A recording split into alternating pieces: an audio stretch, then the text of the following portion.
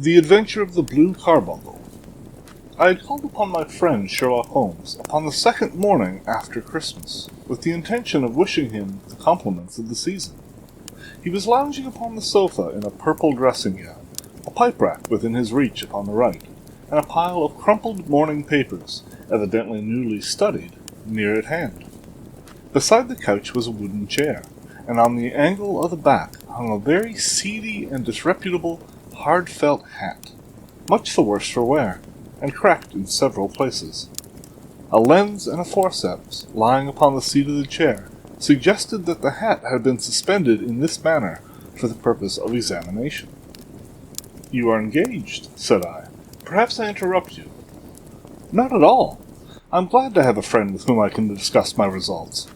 The matter is a perfectly trivial one." He jerked his thumb in the direction of the old hat. "But there are points in connection with it which are not entirely devoid of interest, and even of instruction." I seated myself in his armchair, and warmed my hands before his crackling fire, for a sharp frost had set in, and the windows were thick with ice crystals. "I suppose," he remarked, "that homely as it looks, this thing has some deadly story linked to it. That is, the clue which I will guide you in the solution of some mystery and the punishment of some crime." No crime," said Sherlock Holmes, laughing. "Only one of those whimsical little incidents which will happen when you have 4,000,000 human beings all jostling each other within the space of a few square miles. Amid the action and reaction of so dense a swarm of humanity, every possible combination of events may be expected to take place, and many a little problem will be presented which may be striking and bizarre without being criminal. We have already had experience of such." "So much so," I remarked, "that of the last 6 cases which I have added to my notes, 3 have been entirely free of any legal crime." "Precisely. You allude to my attempt to recover the Irene Adler papers, to the singular case of Miss Mary Sutherland, and to the adventure of the man with the twisted lip. Well, I have no doubt that this small matter will fall into the same innocent category. You know Peterson, the commissionaire?" "Yes." "It is to him that this trophy belongs." "It is his hat." No, he found it. Its owner is unknown. I beg that you will look upon it, not as a battered billycock, but as an intellectual problem. And first, as to how it came here. It arrived upon Christmas morning, in company with a good fat goose, which is, I have no doubt, roasting at this moment in front of Peterson's fire. The facts are these.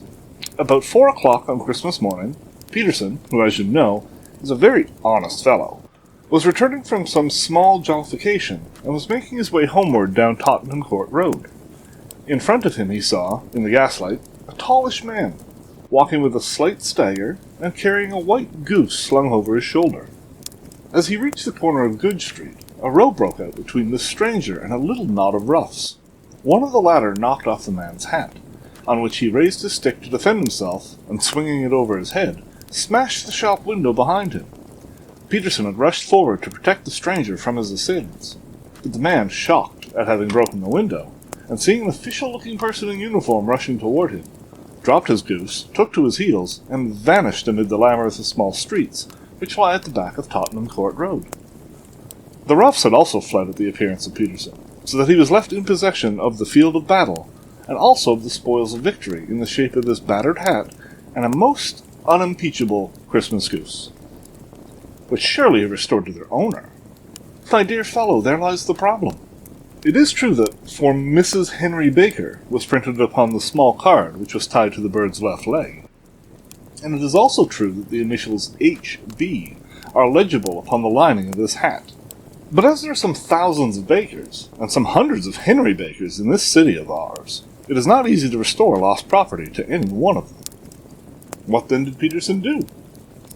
He brought round both hat and goose to me on Christmas morning, knowing that even the smallest problems are of interest to me. The goose we retained until this morning, when there were signs that, in spite of the slight frost, it would be well that it should be eaten without unnecessary delay. Its finder has carried it off, therefore, to fulfill the ultimate destiny of a goose, while I continue to retain the hat of the unknown gentleman who lost his Christmas dinner. Did he not advertise? No. Then what clue could you have as to his identity? Only as much as we can deduce. From his hat. Precisely. But you were joking. What can you gather from this old battered felt? Here's my lens. You know my methods. What can you gather yourself as to the individuality of the man who has worn this article? I took the tattered object in my hands and turned it over rather ruefully. It was a very ordinary black hat of the usual round shape, hard and much the worse for wear. The lining had been of red silk, but was a good deal discolored. There was no maker's name, but as Holmes had remarked, the initials H.B. were scrawled upon one side. It was pierced in the brim for a hat securer, but the elastic was missing.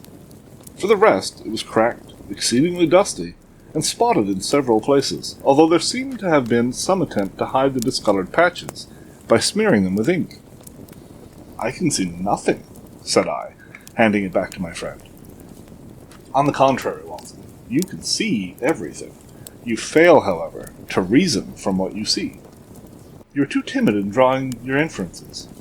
Then, pray tell me, what is it that you can infer from this hat?" He picked it up and gazed at it in the peculiar, introspective fashion which was characteristic of him. "It is perhaps less suggestive than it might have been," he remarked, "and yet there are a few inferences which are very distinct, and a few others which represent at least a strong basis of probability. That the man was highly intellectual is of course obvious upon the face of it, and also that he was fairly well-to-do within the last 3 years, although he has now fallen upon evil days. He had foresight, but has less now than formerly, pointing to a moral retrogression, which, when taken with the decline of his fortunes, seemed to indicate some evil influence, probably drink, at work upon him. This may account also for the obvious fact that his wife has ceased to love him." "My dear Holmes!" "He has, however, retained some degree of self-respect," he continued, disregarding my remonstrance. "He is a man who leads a sedentary life, goes out little, is out of training entirely, is middle-aged, has grizzled hair which he has cut within the last few days, and which he anoints with lime cream. These are the more patent facts which are to be deduced from this hat. Also, by the way, that it is extremely improbable that he has gas laid on in his house." "You are certainly joking, Holmes." "Not in the least. Is it possible that even now, when I give you these results, you are unable to see how they are attained? I have no doubt that I am very stupid, but I must confess that I am unable to follow you. For example, how did you deduce that this man was intellectual?" For answer, Holmes clapped the hat upon his head. It came right over the forehead and settled upon the bridge of his nose. "It is a question of cubic capacity," said he. "A man with so large a brain must have something in it." "The decline of his fortunes, then?" "The hat is 3 years old. These flat brims curled at the edge came in then. It is a hat of the very best quality. Look at the band of ribbed silk and the excellent lining. If this man could afford to buy so expensive a hat 3 years ago, and has had no hat since, then he has assuredly gone down in the world. Well, that is clear enough, certainly. But how about the foresight and the moral retrogression?" Sherlock Holmes laughed. "Here's the foresight," said he, putting his finger upon the little disc and loop of the hat securer. "They are never sold upon hats. If this man ordered one, it is a sign of a certain amount of foresight, since he went out of his way to take this precaution against the wind. But since we see that he has broken the elastic, and is not troubled to replace it, it is obvious that he has less foresight now than formerly, which is a distinct proof of a weakening nature. On the other hand, he has endeavored to conceal some of the stains upon the felt by daubing them with ink, which is a sign that he has not entirely lost his self-respect. Your reasoning is certainly plausible. The further points, that he is middle-aged, that his hair is grizzled, that it has been recently cut, and that he uses lime cream, are all to be gathered from a close examination of the lower part of the lining. The lens discloses a large number of hair ends, clean cut by the scissors of the barber. They all appear to be adhesive, and there is a distinct odor of lime cream. This dust, you will observe, is not the gritty grey dust of the street, but the fluffy brown dust of the house, showing that it has been hung up indoors most of the time, while the marks of moisture upon the inside are proof positive that the wearer perspired very freely, and could therefore hardly be in the best of training. But his wife, you said that she had ceased to love him. This hat has not been brushed for weeks. When I see you, my dear Watson, with a week's accumulation of dust upon your hat, and when your wife allows you to go out in such a state, I shall fear that you also have been unfortunate enough to lose your wife's affection. But he might be a bachelor. Nay, he was bringing home the goose as a peace offering to his wife. Remember the card upon the bird's leg. You have an answer for everything. But how on earth did you deduce that the gas is not laid on in the house? One tallow stain, or even two, might come by chance.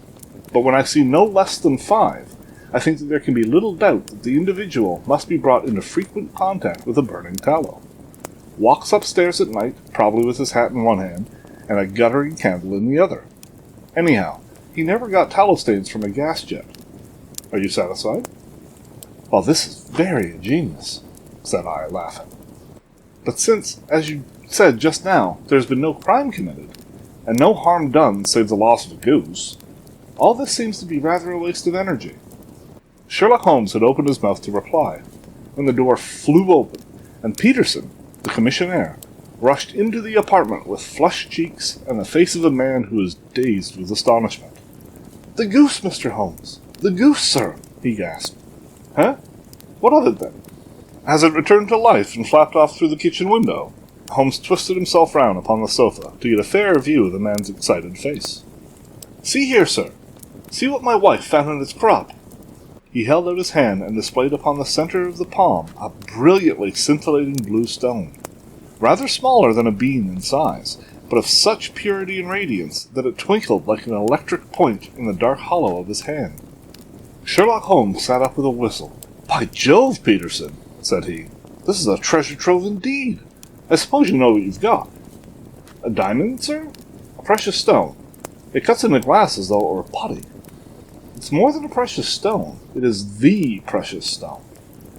"Not the Countess of Morcar's blue carbuncle," I ejaculated. "Precisely so.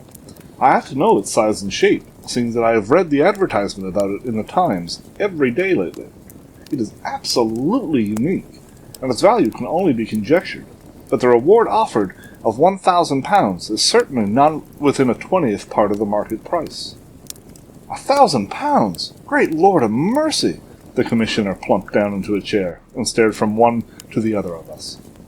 "That is the reward, and I have reason to know that there are sentimental considerations in the background which would induce the Countess to part with half her fortune if she could but recover the gem. It was lost, if I remember aright, at the Hotel Cosmopolitan," I remarked. "Precisely so. On December 22nd, just 5 days ago, John Horner, a plumber, was accused of having abstracted it from the lady's jewel case.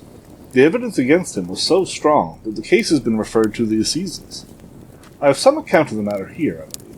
He rummaged amid his newspapers, glancing over the dates, until at last he smoothed one out, doubled it over, and read the following paragraph.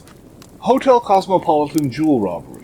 John Horner, 26, plumber, was brought upon the charge of having upon the 22nd inst abstracted from the jewel case of the Countess of Morcar the valuable gem known as the blue carbuncle. James Ryder, upper attendant at the hotel, gave his evidence to the effect that he had shown Horner up to the dressing-room of the Countess of Morcar upon the day of the robbery in order that he might solder the second bar of the grate, which was loose. He had remained with Horner some little time, but had finally been called away. On returning, he found that Horner had disappeared, and that the bureau had been forced open, and that the small morocco casket in which, as it afterwards transpired, the Countess was accustomed to keep her jewel, was lying empty upon the dressing-table. Ryder instantly gave the alarm, and Horner was arrested the same evening, but the stone could not be found, either upon his person or in his rooms. Catherine Cusack, maid to the Countess, deposed to having heard Ryder's cry of dismay on discovering the robbery, and to having rushed into the room, where she found matters as described by the last witness.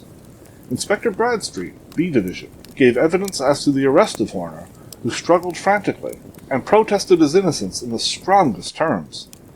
Evidence of a previous conviction for robbery having been given against the prisoner, The magistrate refused to deal summarily with the offence, but referred it to the assizes. Horner, who has shown signs of intense emotion during the proceedings, fainted away at the conclusion and was carried out of court. "Huh, so much for the police court," said Holmes thoughtfully, tossing aside the paper. "The question for us now to solve is the sequence of events leading from a rifled jewel case at one end to the crop of a goose in Tottenham Court Road at the other. You see, Watson, our little deductions have suddenly assumed a much more important and less innocent aspect. Here's the stone. The stone came from the goose, and the goose came from Mr. Henry Baker, the gentleman with the bad hat, and all the other characteristics to which I have bored you. So now we must set ourselves very seriously to finding this gentleman, and ascertaining what part he has played in this little mystery. To do this, we must try the simplest means first, and these lie undoubtedly in an advertisement in all the evening papers. If this fail, I shall have recourse to other methods." "What will you say?" "Give me a pencil and a slip of paper now. Found at the corner of Goodge Street, a goose and a black felt hat. Mr. Henry Baker can have the same by applying at 6:30 this evening at 221B Baker Street. That is clear and concise." "Very. But will he see it?" "Well, he is sure to keep an eye on the papers, since to a poor man the loss was a heavy one. He was clearly so scared by his mischance in breaking the window, and by the approach of Peterson, that he thought of nothing but flight. Since then he must have bitterly regretted the impulse which caused him to drop his bird. Then, again, the introduction of his name will cause him to see it, for everyone who knows him will direct his attention to it. Here you are, Peterson. Run down to the advertising agency and have this put in the evening papers." "In which, sir?" "Oh, the Globe, Star, Pall Mall, St. James's Gazette, Evening News, Standard, Echo, and any others that occur to you." "Very well, sir. And the stone?" "Ah, yes, I shall keep the stone, thank you. And I say, Peterson, just buy a goose on your way back and leave it here with me, for we must have one to give to this gentleman in place of the one which your family is now devouring." When the commissionaire had gone, Holmes took upon the stone and held it against the light. "It's a bonny thing," he said. "Just see how it glints and sparkles. Of course it is a nucleus and focus of crime. Every good stone is. They are the devil's pet baits.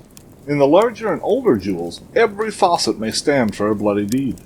This stone is not yet 20 years old. It was found in the banks of the Amoy River in southern China, and is remarkable in having every characteristic of the carbuncle, save that it is blue in shade instead of ruby red.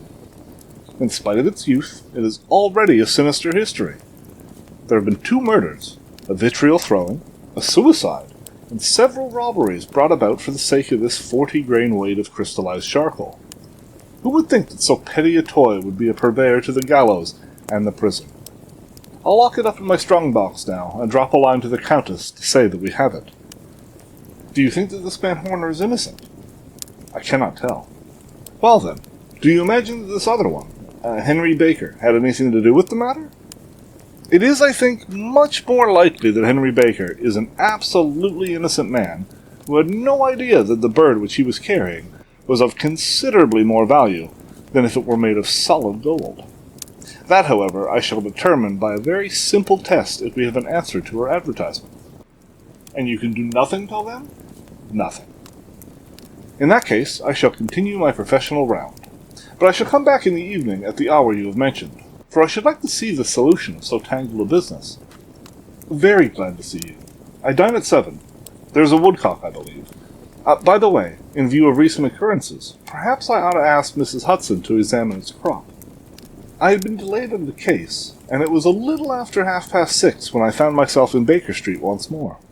As I approached the house, I saw a tall man in a Scotch bonnet, with a coat which was buttoned up to his chin, waiting outside in the bright semicircle which was thrown from the fanlight. Just as I arrived, the door was opened, and we were shown up together to Holmes's room. "Mr. Henry Baker, I believe," said he, rising from his armchair and greeting his visitor, with the easy air of geniality which he could so readily assume. "Pray take this chair by the fire, Mr. Baker. It is a cold night, and I observe that your circulation is more adapted for summer than for winter. Ah, Watson, you have come just at the right time. Is that your hat, Mr. Baker?" "Yes, sir, it is undoubtedly my hat." He was a large man with rounded shoulders, a massive head, and a broad, intelligent face, sloping down to a pointed beard of grizzled brown. A touch of red in nose and cheeks, with a slight tremor of his extended hand, recalled Holmes's surmise as to his habits. His rusty black frock coat was buttoned right up in the front, with the collar turned up, and his lank wrists protruded from his sleeves without a sign of cuff or shirt. He spoke in a slow staccato fashion, choosing his words with care, and gave the impression generally of a man of learning and letters who had ill usage at the hands of fortune. "We've retained these things for some days," said Holmes, "because we expected to see an advertisement from you giving your address. I'm at a loss to know now why you did not advertise." Our visitor gave a rather shamefaced laugh. "Shillings have not been so plentiful with me as they once were," he remarked. "I had no doubt that the gang of roughs who assaulted me had carried off both my hat and the bird. I did not care to spend more money in a hopeless attempt at recovering them." "Very naturally. By the way, about the bird, we were compelled to eat it." "To eat it?" The visitor half rose from his chair in his excitement. "Yes, it would have been no use to anyone had we not done so. But I presume that this other goose upon the sideboard, which is about the same weight and perfectly fresh, will answer your purpose equally well?" "Oh, certainly, certainly," answered Mr. Baker with a sigh of relief. "Of course, we still have the feathers, legs, crop, and so on of your own bird, if you so wish." The man burst into a hearty laugh. "They might be useful to me as relics of my adventure," said he, "but beyond that I can hardly see what use the dejected membra of my late acquaintance are going to be to me. No, sir, I think that with your permission I will confine my attentions to the excellent bird which I perceive upon the sideboard." Sherlock Holmes glanced sharply across at me with a slight shrug of his shoulders. "There's your hat, then, and there your bird," said he. "By the way, would it bore you to tell me where you got the other one from? I'm somewhat of a fowl fancier, and I have seldom seen a better-grown goose." "Certainly, sir," said Baker, who had risen and tucked his newly gained property under his arm. "There are a few of us who frequent the Alpha Inn, near the museum. We are to be found in the museum itself during the day, you understand. This year our good host, Windigate by name, instituted a goose club, by which, on consideration of some few pence every week, we were each to receive a bird at Christmas. My pence were duly paid, and the rest is familiar to you. I am much indebted to you, sir, for a Scotch bonnet is fitted neither to my years nor my gravity." With a comical pomposity of manner, he bowed solemnly to both of us and strode off upon his way. "So much for Mr. Henry Baker," said Holmes, when he had closed the door behind him. "It is quite certain that he knows nothing whatever about the matter. Are you hungry, Watson?" "Not particularly." "Then I suggest that we turn our dinner into a supper, and follow up this clue while it is still hot." "By all means." It was a bitter night, so we drew on our ulsters and wrapped cravats about our throats. Outside, the stars were shining coldly in a cloudless sky, and the breath of the passers-by blew out in the smoke like so many pistol shots. Our footfalls rang out crisply and loudly as we swung through the doctor's quarter, Wimpole Street, Harley Street, and so through Wigmore Street into Oxford Street. In a quarter of an hour we were in Bloomsbury at the Alpha Inn, which is a small public house at the corner of one of the streets which runs down into Holborn. Holmes pushed open the door of the private bar and ordered 2 glasses of beer from the ruddy-faced, white-aproned landlord. "Your beer should be excellent, if it is good as your geese," said he. "My geese?" The man seemed surprised. "Yes, I was speaking only half-hour ago to Mr. Henry Baker, who was a member of your goose club." "Ah, yes, I see. But you see, sir, them's not our geese." "Indeed? Whose then?" "Well, I got 2 dozen from a salesman in Covent Garden." "Indeed? I know some of them. Which was it?" "Breckenridge is his name." "Ah, I don't know him." "Well, here's to your good health, landlord, and prosperity to your house. Good night. Now for Mr. Breckenridge," he continued, buttoning up his coat as we came out into the frosty air. "Remember, Watson, that though we have so homely a thing as a goose at one end of this chain, we have at the other a man who will certainly get 7 years' penal servitude unless we can establish his innocence. It is possible that our inquiry may but confirm his guilt, but, in any case, we have a line of investigation which has been missed by the police, and which a singular chance has placed in our hands. Let us follow it out to the bitter end. Faces to the south, then, and a quick march." We passed across Holborn, down Endell Street, and so through a zigzag of slums to Covent Garden Market. One of the largest stalls bore the name Breckenridge upon it, and the proprietor, a horsey-looking man, with a sharp face and trim side whiskers, was helping a boy put up the shutters. "Good evening. It's a cold night," said Holmes. The salesman nodded and shot a questioning glance at my companion. "Sold out of geese, I see," continues Holmes, pointing at the bare slabs of marble. "Bet you have 500 tomorrow morning." "That's no good."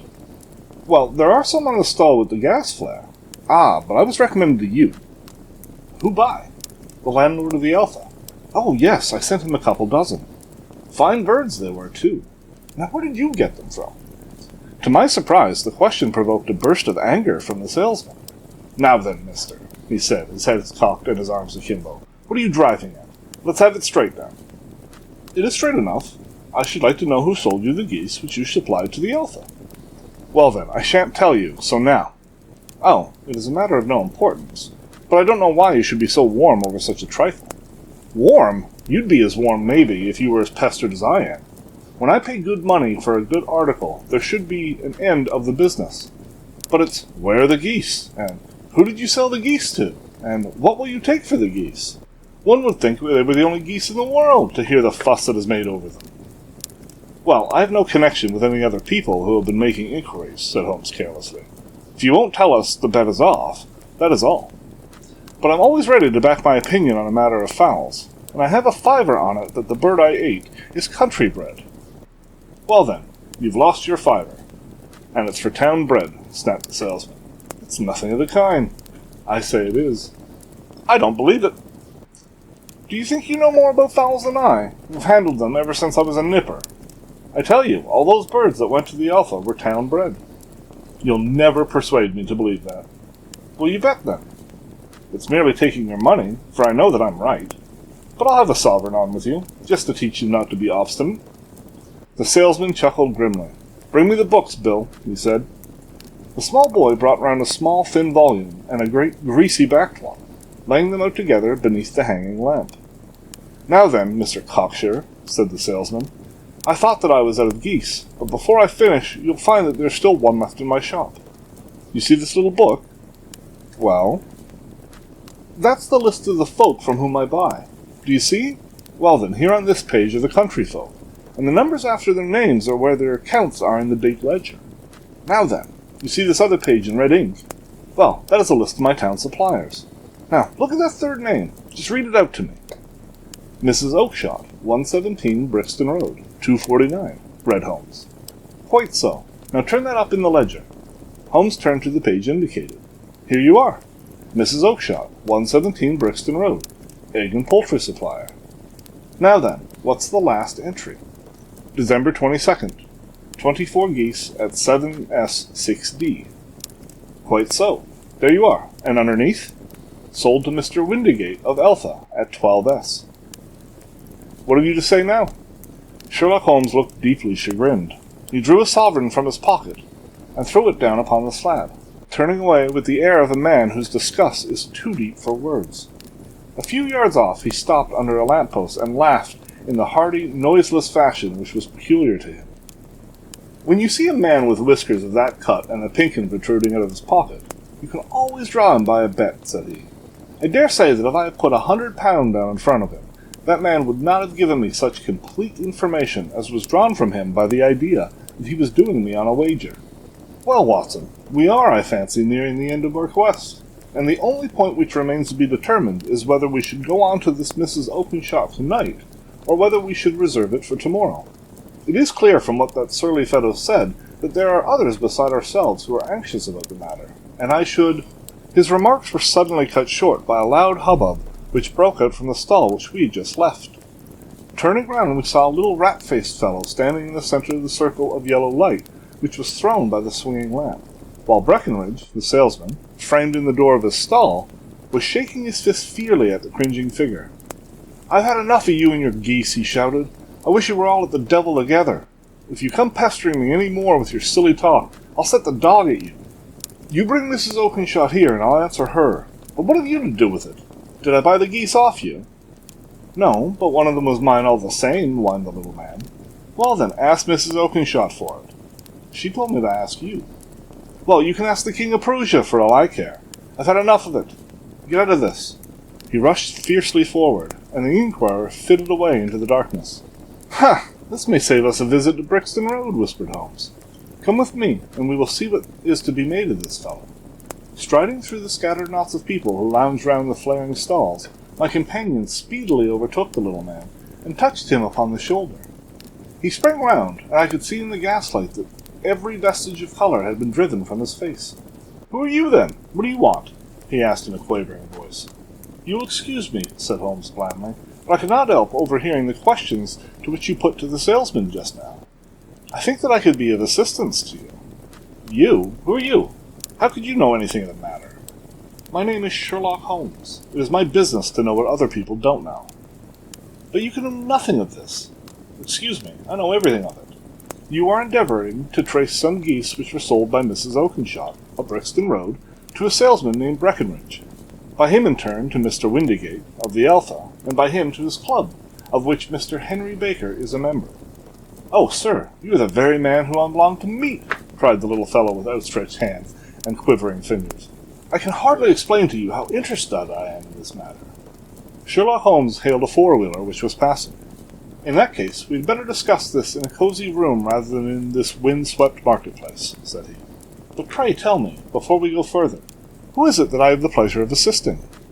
The man hesitated for an instant. "My name is John Robertson," he answered with a sidelong glance. No, the real name," said Holmes sweetly.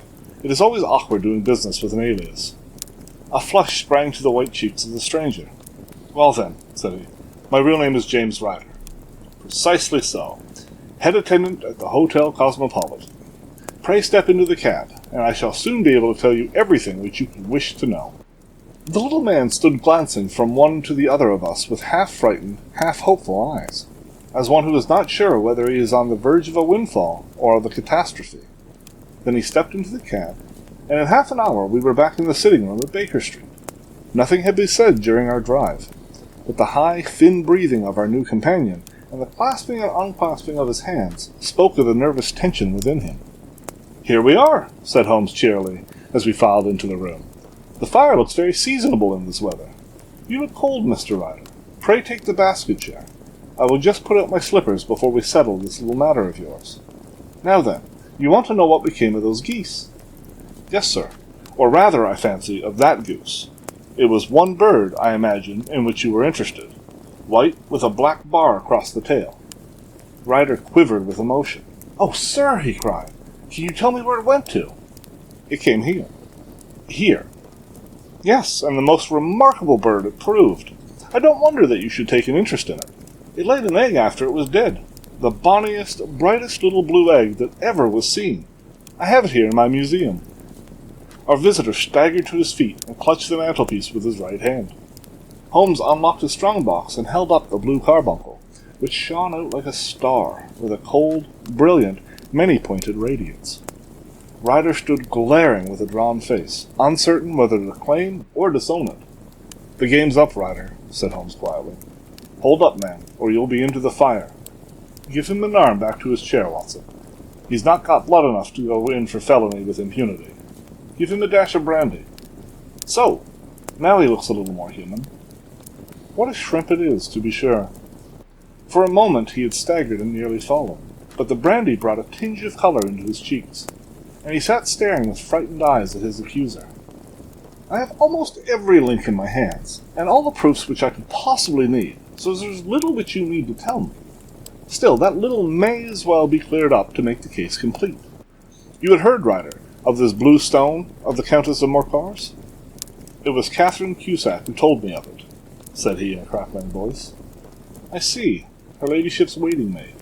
Well, the temptation of sudden wealth so easily acquired was too much for you, as it has been for better men before you. But you were not very scrupulous in the means you used. It seems to me, Ryder, that there is the making of a very pretty villain in you. You knew that this man, Horner, the plumber, had been concerned in some such matter before, and that suspicion would rest the more readily upon him. What did you do, then? You made some small job in my lady's room, you and your confederate Cusack, and you managed that he should be the man sent for. Then, when he had left, You rifled the jewel case, raised the alarm, and had this unfortunate man arrested. You then, Ryder threw himself down suddenly upon the rug and clutched at my companion's knees. "For God's sake, have mercy!" he shrieked. "Think of my father, of my mother. It would break their hearts. I never went wrong before. I'll never again, I swear it. I swear it on the Bible. Oh, don't bring it into court. For Christ's sakes, don't." "Get back into your chair," said Holmes sternly. "It is very well to cringe and crawl now, but you thought little enough of this poor Horner in the dock for a crime which he knew nothing." "I will fly, Mr. Holmes. I will leave the country, sir. Then the charge against him will break down." "We will talk about that. And now let us hear a true account of the next act. How came the stone into the goose? And how came the goose into the open market? Tell us the truth, for there lies your only hope of safety." Ryder passed his tongue over his parched lips. "I will tell you, it is just as it happened, sir," said he. "When Horner had been arrested, it seemed to me that it would be best for me to get away with the stone at once, for I did not know at what moment the police might not take into their heads to search me in my room. There was no place about the hotel where it would be safe. I went out as if on some commission, and I made for my sister's house. She had married a man named Oakshott, and lived in Brixton Road, where she fattened fowls for the market. All the way there, every man I met seemed to me to be a policeman or a detective, and for all that it was a cold night, the sweat was pouring down my face before I came to the Brixton Road.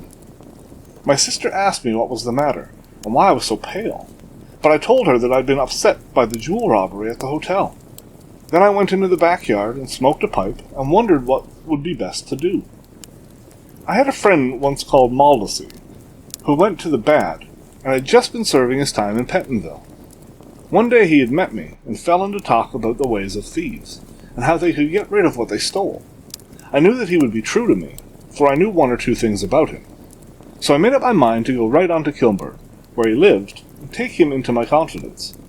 He would show me how to turn the stone into money, but how to get him in safely. I thought of the agonies I had gone through in coming from the hotel. I might at any moment be seized and searched, and there would be the stone in my waistcoat pocket. I was leaning against the wall at the time, and looking at the geese which were waddling about round my feet, and suddenly an idea came into my head which showed me how I could beat the best detective that ever lived. My sister had told me some weeks before that I might have the pick of her geese for a Christmas present, and I knew that she was always good as her word. I would take my goose now, and in it I would carry my stone to Kilburn. There was a little shed in the yard, and behind this I drove one of the birds, a fine big one, white with a bared tail. I caught it, and prying its bill open, I thrust the stone down its throat as far as my finger could reach. The bird gave a gulp, and I felt the stone pass along its gullet down into its crop. But the creature flapped and struggled, and out came my sister to know what was the matter. As I turned to speak to her, the brute broke loose and fluttered off among the others. "Whatever were you doing with that bird, Jem?" says she. "Well," said I, "you said you'd give me one for Christmas, and I was feeling which was the fattest." "Oh," said she, "we've set yours aside for you. Jem's bird, we call it. It's a big white one over yonder. There's 26 of them, which makes one for you, and one for us, and 2 dozen for the market." "Thank you, Maggie," says I, "but if it's all the same to you, I'd rather have that one I was handling just now." "The other's a good 3 pounds heavier," said she, "and we fattened it expressly for you." "Never mind, I'll have the other, and I'll take it now," said I. "Oh, just as you like," she said, a little huffed. "Which is it you want, then?" "That white one with the barred tail, right in the middle of the flock." "Oh, very well, kill it and take it with you." Well, I did what she said, Mr. Holmes, and I carried the bird all the way to Kilburn. I told my pal what I had done, for he was a man that it was easy to tell a thing like that to. He laughed until he choked, and we got a knife and opened the goose. My heart turned to water, for there was no sign of the stone, and I knew that some terrible mistake had occurred. I left the bird, rushed back to my sister's, and hurried into the backyard. There was not a bird to be seen there. "Where are they all, Maggie?" I cried. "Gone to the dealers, Jem." "Which dealers?"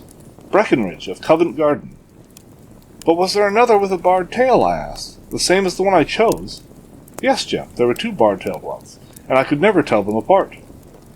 Well then, of course I saw it all, and I ran off as hard as my feet would carry me to this man Breckenridge. But he'd sold the lot at once. Not one word would he tell me as to where they had gone. You heard him yourselves tonight. Well, he has always answered me like that. My sister thinks that I'm going mad. Sometimes I think that I am myself. And now I am myself a branded thief, without ever having touched the wealth for which I sold my character. God help me! God help me!" He burst into convulsive sobbing, with his face buried in his hands. There was a long silence, broken only by his heavy breathing and by the measured tapping of Sherlock Holmes' fingertips upon the edge of the table. Then my friend rose and threw open the door. "Get out," said he. "What, sir? Oh, heaven bless you!" "No more words. Get out." And no more words were needed. There was a rush, clatter upon the stairs, and a bang of the door, and a crisp rattle of running footfalls from the street. "After all, Watson," said Holmes, reaching up his hand for his clay pipe, "I am not retained by the police to supply their deficiencies. If Horner were in danger, it would be another thing. But this fellow will not appear against him, and the case must collapse. I suppose that I am commuting a felony, but it is just possible that I am saving a soul. This fellow will not go wrong again. He's too terribly frightened. Send him to jail now, and you make him a jailbird for life. Besides, it is the season of forgiveness. Chance has put in our way a most singular and whimsical problem, and its solution is its own reward. If you will have the goodness to touch the bell, Doctor, we will begin another investigation, in which a bird will be the chief feature."